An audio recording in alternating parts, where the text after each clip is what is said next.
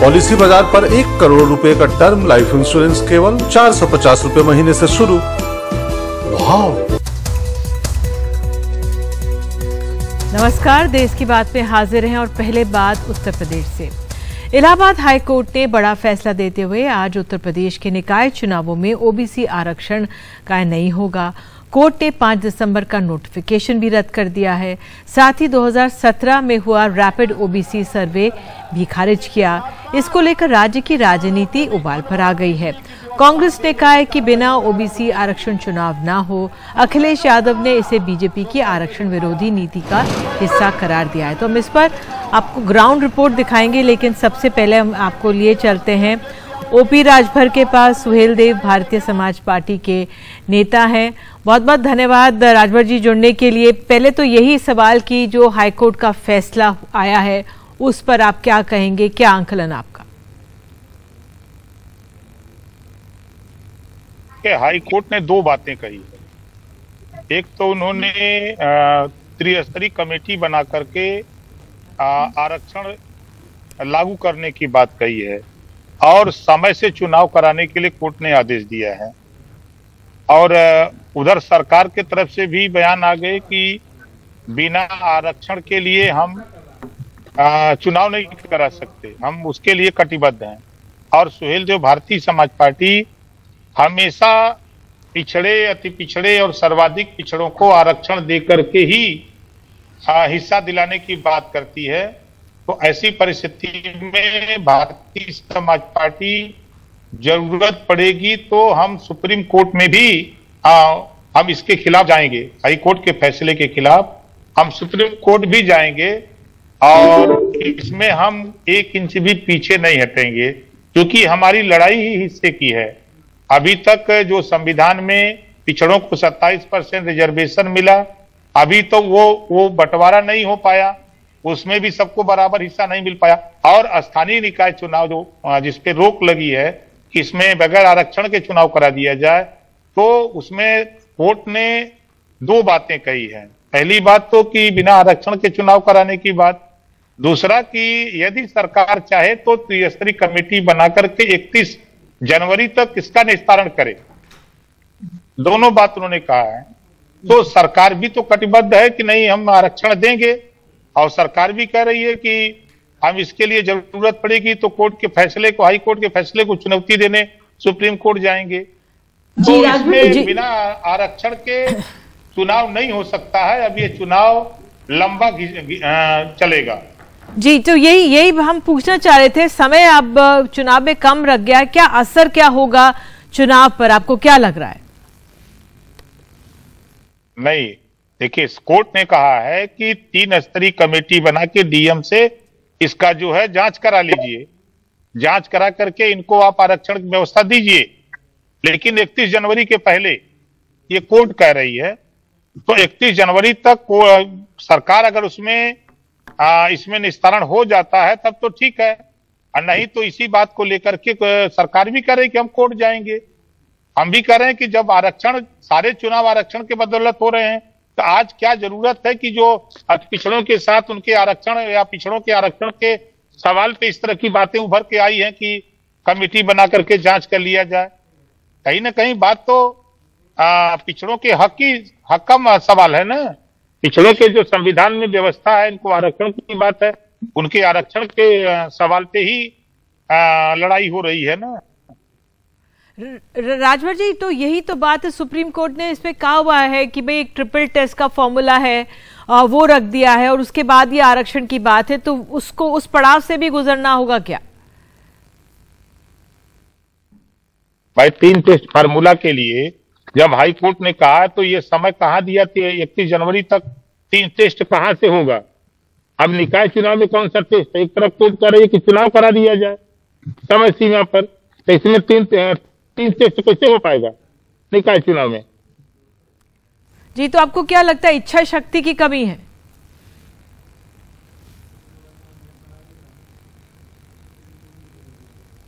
नहीं, देखिएगा ये चुनाव हो नहीं पाएगा। ये चुनाव अब चला गया सुप्रीम कोर्ट में, अब ये जाएगा सुप्रीम कोर्ट, ये इसी तरह रुझेगा, अब ये जाएगा 6 महीना चुनाव।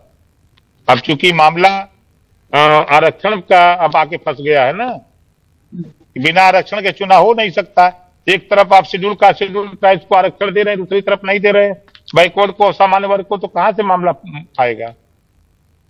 राजभर जी, बात करने के लिए बहुत बहुत धन्यवाद। तो ओपी राजभर का यही कहना है कि चुनाव तब आगे टलेगा, अगले 6 महीने भी लग सकता है। तो यही मेरा आपसे यही सवाल यही था कि आपने जो मैंने आपसे पूछा था कि विपक्ष कह रहा है कि ये बीजेपी पिछड़ा विरोधी है, आपका क्या कहना है इस पे? नहीं, अगर विपक्ष ये बात कह रहा है तो विपक्ष जब सत्ता में था तो सामाजिक न्याय समिति की रिपोर्ट लागू करने के लिए जब हाई कोर्ट ने ही 4 सितंबर 2013 को समाजवादी पार्टी की सरकार उत्तर प्रदेश में थी, तो हाई कोर्ट ने आदेश दिया था कि जो 27% रिजर्वेशन है इसको 3 भागों में बांट करके इसमें 12 जातियां ही आरक्षण का लाभ ले रही हैं 27% का, इसको बांट करके दिया जाए। तो उस समय तो विपक्ष सत्ता में थे समाजवादी पार्टी के लोग, तो ये समाजवादी पार्टी के लोग इसको लागू नहीं किए। और जब 5 साल सरकार में थे तो 27% रिजर्वेशन को क्या इन्होंने पाल प्रजापति को दिया, अर्कवंशी को दिया, बंजारा को दिया, बारी बिहार को दिया, कश्यप को दिया, राजभर को दिया, किसी दूसरे को दिया आरक्षण का लाभ लेने दिया किसी को, या ये खुद देने की इच्छा शक्ति लोगों ने पैदा किया? ये तो सिर्फ जब विपक्ष में रहते हैं तो बोलने के काम करते हैं, सत्ता में रहते हैं तो हक लूटने का काम करते हैं। नहीं तो इनके साथ समाजवादी पार्टी के साथ बड़े पैमाने पर मुसलमान जुल्हा, दुनिया सारी, साई, दर्जी, फकीर, सैयद, पठान, इनको वोट दिया। इन्होंने जब उनका हिस्सा नहीं दिया तो हम जो ये 27% आरक्षण कैसे बांटेंगे? आज ये जो कह रहे हैं अपने गिरिबान में झांक के देखें, 3 बार सरकारें रही, 3 बार समाजवादी पार्टी 1992 से बनी है। क्या इन्होंने अति पिछड़ों को राजनीतिक भागीदारी दिया? जब नौकरियों में भर्ती हो रही थी तो जब से 27% रिजर्वेशन लागू हुआ, क्या उसमें हिस्सेदारी देने का काम ये समाजवादी पार्टी या बहुजन समाज पार्टी के लोग किए? क्या ऐसा बोलेंगे? ये तो सिर्फ हिस्सा लूटने वाले लोग हैं और समय आने पर सिर्फ खाली विरोध करते हैं कि नहीं हम इनके हितैषी हैं। अभी तो हुआ 22 का चुनाव, किसान के रिजल्ट देखिए, 403 सीटों में 38% आबादी अति पिछड़ों की है। अति पिछड़ों को कितना टिकट लिया किसने? आप उठा के देखिए, चाहे बसपा को देखिए, चाहे कांग्रेस को देखिए, चाहे सपा को देखिए, ये कभी कोई पिछड़े वाले लोग हैं? ये खाली बोलने वाले लोग हैं, ये हिस्सा देने वाले लोग नहीं, हक लूटने वाले लोग हैं। तो अगर ये सामाजिक न्याय समिति की रिपोर्ट अध्ययन करके जांच करके अगर लागू कर दिए होते तो आज ये हाईकोर्ट इस तरह का फैसला नहीं देता। बिल्कुल। तो राजभर जी का विपक्ष पर यह आरोप है कि बोलने वाली बातें करते हैं विपक्ष, और बहरहाल जो चुनाव है वो अब एक तरह से उनकी नज़र में टलते हुए नजर आ रहे हैं, क्योंकि अब ये सुप्रीम कोर्ट में लेके जाएंगे। बहरहाल इसी मामले पर जो इलाहाबाद हाईकोर्ट का आज लखनऊ बेंच का जो फैसला आया है उस पर राजनीति गर्म है। जमीन पर क्या हो रहा है, देखिए ये रिपोर्ट। मंगलवार को इलाहाबाद हाईकोर्ट की लखनऊ बेंच ने यूपी सरकार को तगड़ा झटका दिया। कोर्ट ने यूपी के 5 दिसंबर के निकाय चुनाव के नोटिफिकेशन को रद्द करते हुए आदेश दिया है कि यूपी में निकाय चुनाव बिना ओबीसी आरक्षण के कराए जाएं। कोर्ट ने कहा कि ट्रिपल टेस्ट के बगैर ओबीसी को कोई आरक्षण न दिया जाए। यूपी सरकार ने आयोग बनाकर आरक्षण देने का सर्वे नहीं कराया। सरकार ने जो ओबी आरक्षण दिया है उसके लिए सरकार के पास मजबूत आंकड़े नहीं हैं। सरकार द्वारा 5 दिसंबर के नोटिफिकेशन को रद्द किया जाए, तुरंत बिना ओबीसी आरक्षण के निकाय चुनाव के लिए नोटिफिकेशन किया जाए। हाईकोर्ट के फैसले के बाद पूरा विपक्ष योगी सरकार के खिलाफ लामबंद हो गया। अखिलेश यादव का कहना है कि सरकार पिछड़ी जातियों के खिलाफ है और सरकार ने कोर्ट के सामने सही आंकड़े प्रस्तुत नहीं किए हैं। बहुत ही दुर्भाग्य है कि हमारा पिछड़ों का हक छीना जा रहा है, और ये केवल पिछड़ों का हक नहीं छीना जा रहा है। भारतीय जनता पार्टी सत्ता में रही तो जो बाबा साहब भीमराव अम्बेडकर जी ने अधिकार दिए हैं उन अधिकारों को धीरे धीरे छीन लिया जाएगा। अभी कुछ चीज़ें दिखाई दे रही हैं और कुछ चीज़ें नहीं दिखाई दे रही हैं। भारतीय जनता पार्टी हमेशा आरक्षण विरोधी काम किए उसने। भारतीय जनता पार्टी आरक्षण विरोधी है, पिछड़ा विरोधी है। दलित विरोधी है। इन्हें संविधान की किसी भी व्यवस्था से कोई मतलब नहीं है। बसपा प्रमुख मायावती ने भी ट्वीट कर कहा कि अगर यूपी सरकार सही समय पर आयोग बनाकर सही से सर्वे कराती तो आज ओबीसी समाज को ये सजा भुगतनी नहीं पड़ती। हाईकोर्ट के फैसले के बाद योगी सरकार बैकफुट पर है। यूपी सरकार ने कहा कि वो तुरंत आयोग बनाकर सुप्रीम कोर्ट के ट्रिपल टेस्ट के मुताबिक सर्वे कराएगी और बिना ओबीसी आरक्षण के चुनाव में नहीं जाएंगे।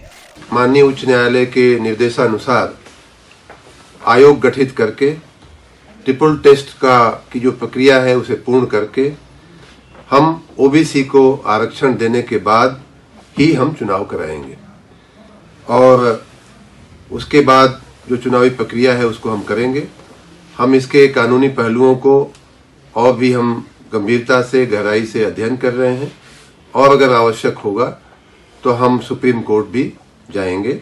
हमारे वकीलों की सलाह लेकर के हम इस विषय में अध्ययन कर रहे हैं। योगी सरकार अगर वाकई आयोग बनाकर ओबीसी जातियों का सर्वेक्षण कराना चाहती है तो उसे तुरंत सुप्रीम कोर्ट से इलाहाबाद हाई कोर्ट के निर्णय पर स्टे लेना होगा। अगर ये चुनाव बिना ओबीसी आरक्षण के हो जाते हैं तो बीजेपी को इसका नुकसान उठाना पड़ेगा। पहला तो निकाय चुनाव में नुकसान होगा, 2024 के लोकसभा चुनाव में भी नुकसान होगा, क्योंकि गैर यादव ओबीसी वोट बीजेपी की जीत में निर्णायक भूमिका निभाते रहेंगे और उन्हें अगर आरक्षण नहीं मिला तो वो बीजेपी से दूर जा सकते हैं। यही वजह है कि बीजेपी अब तुरंत सर्वे करा करके आरक्षण दे करके चुनाव कराने की बात कर रही है। नई दिल्ली से सौरभ शुक्ला, एनडीटीवी इंडिया। तो दिल्ली में बीजेपी ने आज एक यू टर्न लेते हुए मेयर चुनाव लड़ने की घोषणा कर दी है। पार्टी ने मेयर पद के लिए रेखा गुप्ता और डिप्टी मेयर पद के लिए कमल बागड़ी को अपना उम्मीदवार बनाया। यानी अब मेयर डिप्टी मेयर के लिए भी आम आदमी पार्टी का मुकाबला बीजेपी से होगा।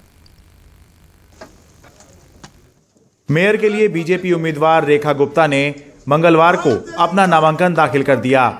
रेखा पश्चिमी दिल्ली के शालीमार बाग से तीसरी बार पार्षद चुनकर आई हैं और बीजेपी महिला मोर्चा की राष्ट्रीय उपाध्यक्ष हैं।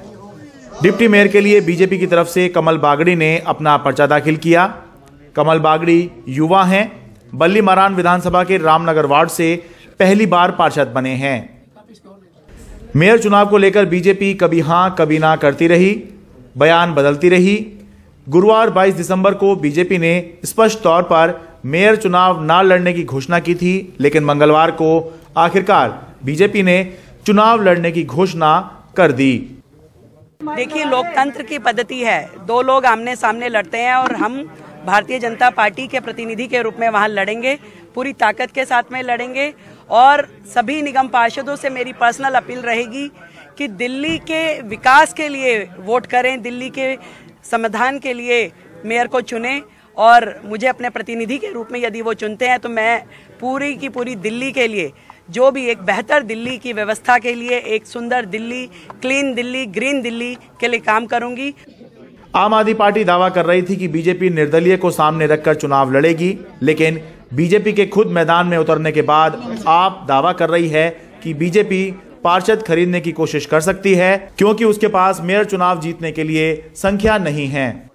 दिल्ली वालों ने उन्होंने इनको विपक्ष में रहने के लिए कहा, इनको इतनी सीटें नहीं दी कि ये मेयर या डिप्टी मेयर या स्टैंडिंग कमेटी का चेयरमैन बना सकें, मगर फिर भी ये कोशिश करेंगे कि चलिए कहीं पे कोई पार्षद खरीद लिया जाए, किसी को कोई लालच दे दिया जाए, किसी पे कोई दबाव बनाया जाए। मगर मैं दिल्ली वालों को आश्वस्त करना चाहता हूं कि जो मौका आपने अरविंद केजरीवाल के सिपाहियों को दिया है, हम लोग दिल्ली को साफ सुथरा करेंगे और चमकाएंगे। इस बार मेयर भी हमारा बनेगा, डिप्टी मेयर भी हमारा बनेगा, सरकार भी हमारी बनेगी, क्योंकि दिल्ली वालों ने जो आशीर्वाद है वो आम आदमी पार्टी को दिया है। दिल्ली वालों ने भारतीय जनता पार्टी को कहा है कि आप विपक्ष में बैठिए। मेयर चुनाव के लिए अब आम आदमी पार्टी का सीधा मुकाबला बीजेपी से तय है। ऐसे में आंकड़े समझना जरूरी है। इन चुनावों में 250 पार्षद, 7 लोकसभा सांसद, 3 राज्यसभा सांसद और दिल्ली के 14 विधायक वोट डालेंगे। कुल 274 वोट होंगे। 138 का जादुई आंकड़ा होगा। अभी आपके पास 150 पार्षद, सांसद और विधायक हैं, जबकि बीजेपी के पास यह संख्या 113 है। कांग्रेस के 9 पार्षद हैं, जबकि 2 निर्दलीय हैं। तो कुल मिलाकर यह तय है कि अगर आम आदमी पार्टी के पार्षद, विधायक, सांसद इधर उधर नहीं हुए तो आम आदमी पार्टी की जीत पक्की है। अगर बीजेपी को ये चुनाव जीतना है तो उसे किसी भी हाल में आम आदमी पार्टी के वोट हिलाने होंगे, और अगर ऐसा नहीं होता तो बीजेपी की जीत इन चुनावों में असंभव रहेगी। दिल्ली से अपने कैमरा सहयोगी मोहम्मद मुरसलीन के साथ मैं शरद शर्मा, एनडीटीवी इंडिया। कर्नाटक के बाद महाराष्ट्र विधानसभा में भी प्रस्ताव पास सीमा विवाद को लेकर हो गया है। कर्नाटक के मराठी भाषी 865 गांव के 1-1 इंच को महाराष्ट्र में लाने का ये प्रस्ताव है। चाहे इसके लिए सुप्रीम कोर्ट में कोई भी कदम उठाना पड़े, ऐसा कहा गया। सर्वसम्मति से पास हुआ है ये नया प्रस्ताव। कर्नाटक सरकार के प्रस्ताव की भी निंदा की है। या सभागृहात आपल्या सीमावर्ती लोकांपर्यंत देश भर में गरीब और लाचार लोगों तक इंसाफ पहुंचाने की मुहिम अब तेजी पकड़ रही है। एसिड अटैक और रेप पीड़ितों को मदद से लेकर अब लीगल सर्विस अथॉरिटी गुमशुदा बच्चों को उनके परिवार तक पहुंचाने की कोशिश भी कर रही है। कुछ दिन पहले दिल्ली के मोहन गार्डन में एक छात्रा पर एसिड फेंक दिया गया।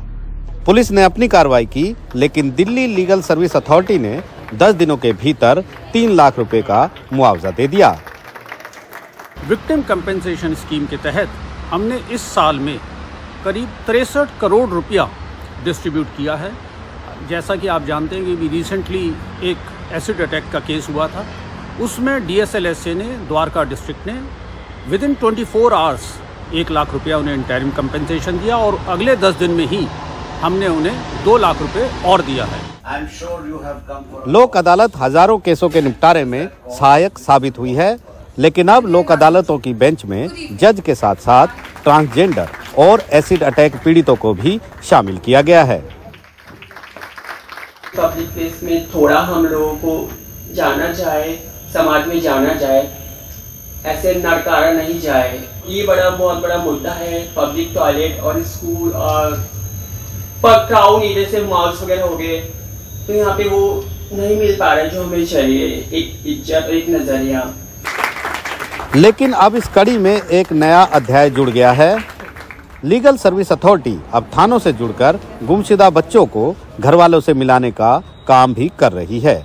दिल्ली लीगल सर्विसेज अथॉरिटी ने अनेक कदम उठाए हैं, जैसे कि इन्होंने एक अपना हेल्पलाइन नंबर भी स्टार्ट किया है 1516 1516 के नाम से। 1516 हम कह सकते हैं हेल्पलाइन नंबर। तो उस हेल्पलाइन नंबर को आप जब मर्जी कांटेक्ट कर सकते हैं 24/7। अब कांटेक्ट करेंगे तो एक एडवोकेट फ़ोन उठाएगा, वो आपको बताएगा कि आप उनसे पूछ सकते हैं जो भी आपकी दुविधा है, जैसा भी आपकी मुश्किलें हैं, तो वो आपको बता पाएंगे कि उसका क्या सल्यूशन है, आपको किस कोर्ट में जाना है, कैसा केस डालना है। कुछ दिन पहले राष्ट्रपति द्रौपदी मुर्मू ने संविधान दिवस पर गरीब लोगों के लिए कुछ करने की जरूरत बताई थी। इसके बाद ये मुहिम और तेज हो गई है। नई दिल्ली से हरिकिशन के साथ आशीष भार्गव की रिपोर्ट, एनडीटीवी इंडिया। और देश की बात में आगे, मध्य प्रदेश में कोविड की तैयारी के लिए ड्रिल। जहां नेता पहुंचे सब ठीक, जहां नहीं वहीं सवाल।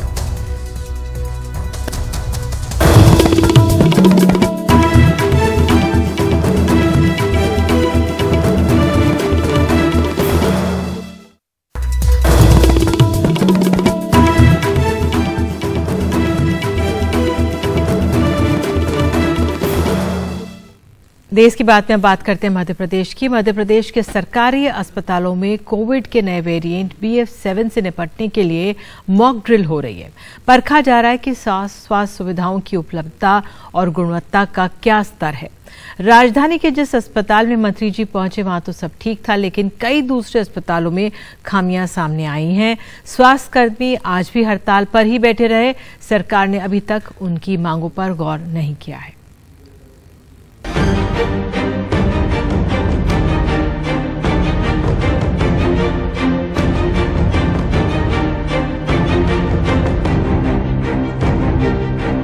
हमारी पूरी तैयारी है, चाहे ऑक्सीजन जनरेशन हो, ऑक्सीजन स्टोरेज हो, सिलेंडर में ऑक्सीजन के स्टोरेज की व्यवस्था हो, ऑक्सीजन सपोर्ट बिस्तर, आइसोलेशन वार्ड, ICU, वेंटिलेटर, सभी मॉनिटर, दवाइयों का प्रोक्योरमेंट, ज़रूरत पड़े तो नए स्टाफ का रिक्रूटमेंट की प्रक्रिया, इस सब पर हमने काम किया है। सरकार बस यहीं रोककर आपको 3 तस्वीरें दिखानी थी। पहली भोपाल के जेपी अस्पताल की, जहां 2 में से 1 ऑक्सीजन प्लांट में से 1 पीएसए प्लांट की बिजली सप्लाई केबल कट गई। मॉक ड्रिल के दौरान मरम्मत होती रही। गुना जिला अस्पताल में सक्शन पंप का स्टार्टर खराब था। 21 दिसंबर को हमारे साथी संजय दुबे ने नर्मदापुरम सरकारी अस्पताल से तस्वीर भेजी थी। तब ऑक्सीजन प्लांट धूल खा रहे थे। आज वो चकाचक थे, लेकिन तय मानकों के हिसाब से सर्विसिंग नहीं हुई है। प्लांट को चलाने के लिए जनरेटर भी नहीं है। कहीं कोई जंग नहीं है, कहीं आपने कौन सी तस्वीर देखी मुझे नहीं मालूम, पर मॉक ड्रिल करने का उद्देश्य यह है कि यदि कहीं कोई दिक्कत आई है तो उसको ठीक कर लिया। हमारा उद्देश्य बस आपके संज्ञान में लाना, अगर वो ठीक हो जाए तो धन्यवाद, आपको धन्यवाद कि आप संज्ञान में ला रहे हैं। इन तैयारियों के अलावा राज्य में 32,000 से ज्यादा संविदा स्वास्थ्य कर्मियों का धरना आज भी जारी रहा। उन्हें समर्थन देने कांग्रेस नेता प्रदर्शन में पहुंचे, कहा सरकार बनने पर उन्हें नियमित किया जाएगा।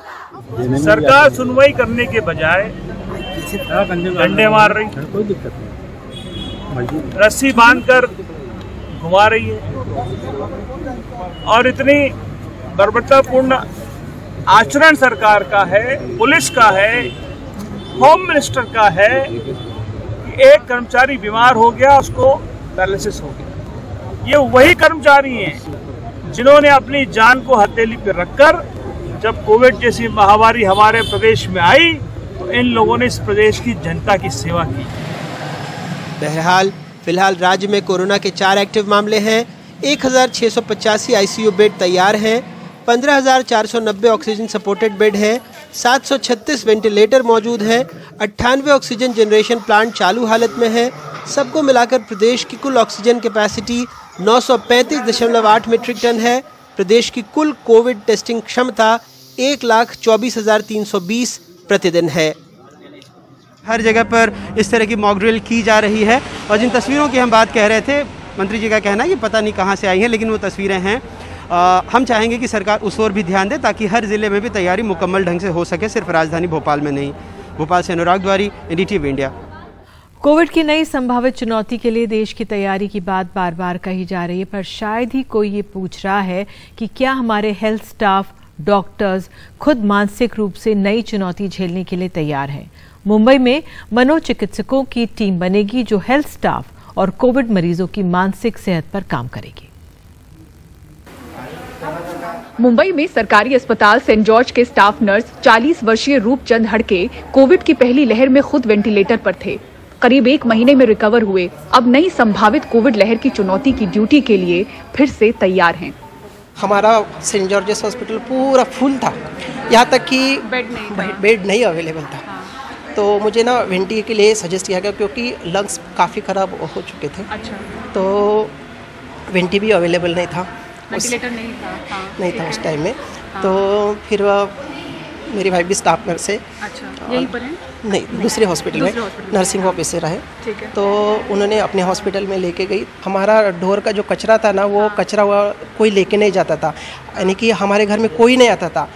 सब्जी मेरी वाइफ मेरे पास ही रहती थी और कंटिन्यू वो पीपी किट में मेरे लिए रुकी थी। परेशानी फर्स्ट वेव में पाई गई थी कि जो स्टाफ फैसिलिटी ही खुद तैयार नहीं हो रहे थे ट्रीटमेंट करने के लिए, या फिर उनको डर लग रहा था कि कोविड से फिर हमारे आप्तजनों में थोड़ा सा उसका फैलाव हो सकता है। वो परेशानी इस बार नहीं रहेगी, वो डट के वो उसका सामना करने के लिए रेडी रहेंगे, इतना मैं एश्योरेंस दे सकता हूँ। एक मानसिक आधार देने की एक कोशिश रहेगी, एक सिंगल डेस्क तैयार करने की सोच रहा हूँ मैं।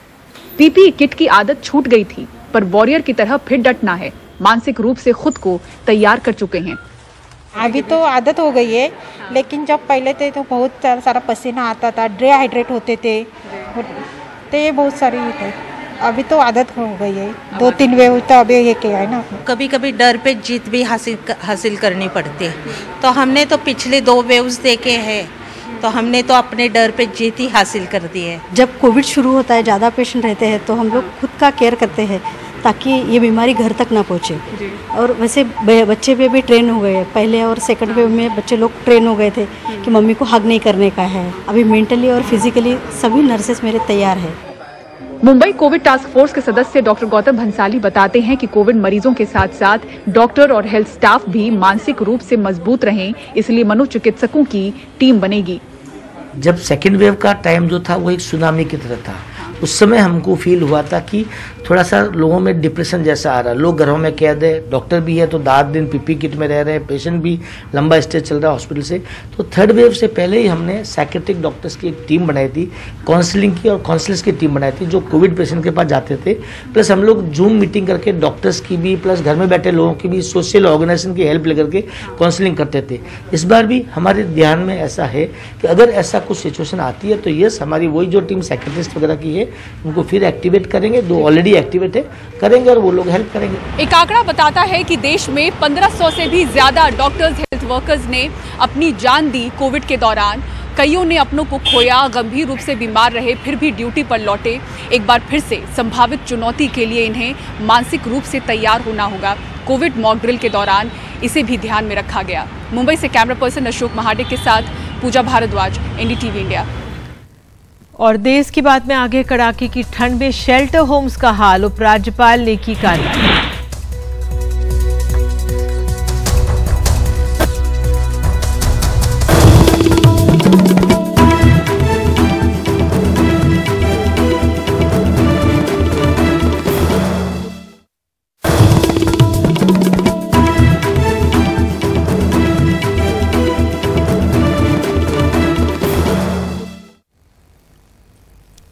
दिल्ली की बढ़ती सर्दी के बीच रैन बसेरों की व्यवस्था के लिए जिम्मेदार संस्था DOSIB के CEO पर कार्रवाई की गई है।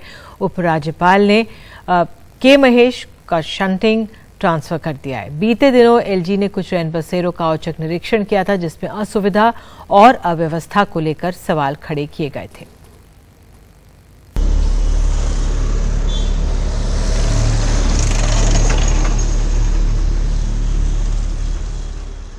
उत्तर प्रदेश के ललितपुर के 18 साल के दीपक सिंह को कम दिखाई देता है और वो दिल्ली के एम्स में इलाज करवा रहे हैं। क्रिसमस की रात उनको अस्पताल के बाहर सड़क पर गुजारनी पड़ी। दीपक ने 1 महीना एम्स के बाहर खुले में गुजारा किया है और आने वाले दिनों में भी हालात बदलने के आसार नहीं हैं क्योंकि अस्पताल के बाहर शेल्टर हाउस पूरी तरह से भरा हुआ है। दोनों आंखों से दिखता नहीं और खराब बता रहे हैं और सड़क पर सोना पड़ रहा है। यहाँ पर 1 महीना होने जा रहा है। 1 महीने से आप सड़क पर सो रहे हैं? एम्स के बाहर शेल्टर होम को दिल्ली सरकार चलाती है। भीड़ इतनी है कि अब और लोगों को जगह देना संभव नहीं है। तो ये तो पहले से फुल हो चुका है मैडम। अब जो आदमी आएगा वो अगले वाले टेंट लगा वहाँ भेज देते हैं। पिछले कितने दिन से आप देख रहे हैं कि लोग ज्यादा आने शुरू हुए? वही 2-3 दिन पहले से बहुत ज्यादा आने लगे। दिल्ली सरकार का कहना है कि उसने 195 शेल्टर होम बनाए हैं जिनमें 17,000 लोगों को इन सर्दियों में सहारा मिलेगा, लेकिन दिल्ली के बेघरों का कहना है कि ये संख्या काफी नहीं है। यहाँ सोते हैं रात में, कपड़े भी नहीं है, घर से लाए थे वो कपड़े हैं, हम मिलते जो तो आदमी छीन छान के ले जाते हैं, एक दूसरे को मिल नहीं पाते हैं। हाँ सड़क पे सो रहे हैं, रात भी यहाँ रुकने नहीं दिया हमें, तो वहाँ पर पड़े थे हम। देख लो जो पड़ा हुआ सामान खाली उस पे ही सो रहे हैं हम। ऐसे इतना से लोई लेके आए, बोई ओढ़ के सो रहे हैं ना, तो बाकी किसी की तीखा नहीं है। एक पतला कंबल और एक शेड मिल पाना भी कुछ लोग अपनी खुशकिस्मती मान रहे हैं क्योंकि इस दिल्ली की सर्दी में कई लोगों को अभी भी बाहर सड़क पर सोना पड़ रहा है। इन रैन बसेरों में कुछ लोगों को जगह मिल पा रही है, पर कुछ जिन्हें जगह नहीं मिल पा रही है वो आज भी हर रात सड़क पर सो रहे हैं। इसमें बच्चे, बुजुर्ग, बीमार सब शामिल हैं। एक तरफ आप और हम हैं जो अपने घर में रह रहे हैं, अपनी जैकेट्स, अपनी रज़ाइयों में हैं और तब भी हम कप आ रहे हैं। तो तब आप सोच सकते हैं कि जिन लोगों के पास कोई छत, कोई रज़ाई नहीं है, वो हर रात सड़क पर कैसे काट रहे हैं। नई दिल्ली में कैमरा पर्सन अशोक महाले के साथ प्रियांशी शर्मा, एनडीटीवी इंडिया के लिए। और ठंड की ठिठुरन से अगले 48 घंटों में राहत मिलने वाली है। कोहरे की छटा भी घटेगी। मौसम विभाग के मुताबिक वेस्टर्न डिस्टर्बेंस के आने के बाद मौसम में ये सुधार 29 दिसंबर से नजर आएगा। कपकपाती ठंड, सिरहन से जैसे तैसे खुद को बचाते लोग, कोहरे के चलते विजिबिलिटी भी चुनौती, लेकिन अब हालात सुधरने वाले हैं। काफी इम्प्रूवमेंट होगा 29 को। ये जो चला है काफी लंबा चला है, 19 दिसंबर से 28 दिसंबर मानिए कि ऑलमोस्ट वेस्टर्न डिस्टर्बेंस नहीं था उसमें, इसीलिए बिकॉज वेस्टर्न डिस्टर्बेंस जब आता है ना, हवा होता है, बाउंड्री लेयर जो है मिक्सिंग होता है, तो आपने देखा होगा कि जब क्लाउड नजर आता है दिल्ली में, ठंड बहुत कम हो जाता है। जैसे चंडीगढ़, दिल्ली, लखनऊ, वाराणसी, ये सब प्रभावित है लास्ट 10 डेज से, ठीक है ना। लेकिन इसका सब इम्प्रूवमेंट होगा 28-29 को, क्योंकि एक WD आ रहा है। बदले मौसम को लेकर मौसम विभाग ने पंजाब, हरियाणा, पश्चिमी यूपी और उत्तरी राजस्थान को लेकर मंगलवार को रेड अलर्ट एडवाइजरी जारी की। पिछले 3 दिन ठंड की पीक था। चुरू और सीकर में तो तापमान 0 से 2 डिग्री तक गिर गया। मौसम का बदलाव लाजमी है, पर अब ठंड की ठिठुरन से राहत मिलने वाली है। नई दिल्ली से परिमल कुमार, NDTV इंडिया।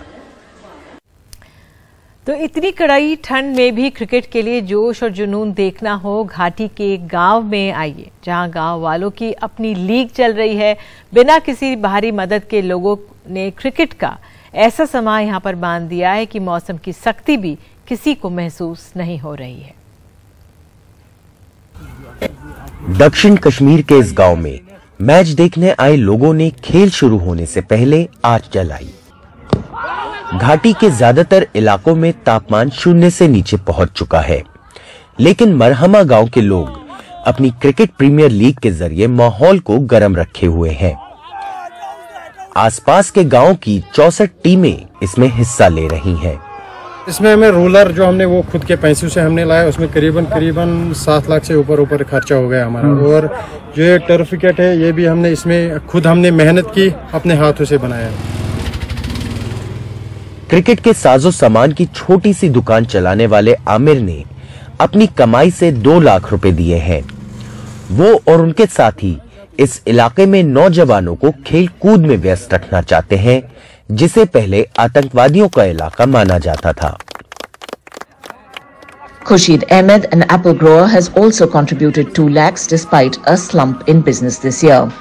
हमने सोचा कि यहाँ पर जो बच्चे हैं इनको फिजिकली और मेंटली हम ठीक फिट रखेंगे, तो और हम खुद भी फिट रहेंगे इससे। गांव में इस तरह के आयोजन का मकसद उभरते क्रिकेटरों को सामने लाने और उनके कौशल को बढ़ावा देने के साथ ही नशे की बीमारी से लड़ने की भी एक कोशिश है। नशे के खिलाफ मैदान पर बोर्ड भी नजर आते हैं। Actually, it means life to me because it gives really something. I feel happy when I play cricket. Cricket ने कश्मीर की ठठरती सर्दी में भी गर्माहट लाई है। 4 दोस्तों ने मिलकर यहाँ पिच रोलर लाया और ग्राउंड को ठीक किया, जिसने यहाँ सैकड़ों बडिंग क्रिकेटर्स को एक नई उम्मीद दी है। मढ़ामा से नजीर मसूदी, NDTV इंडिया के लिए।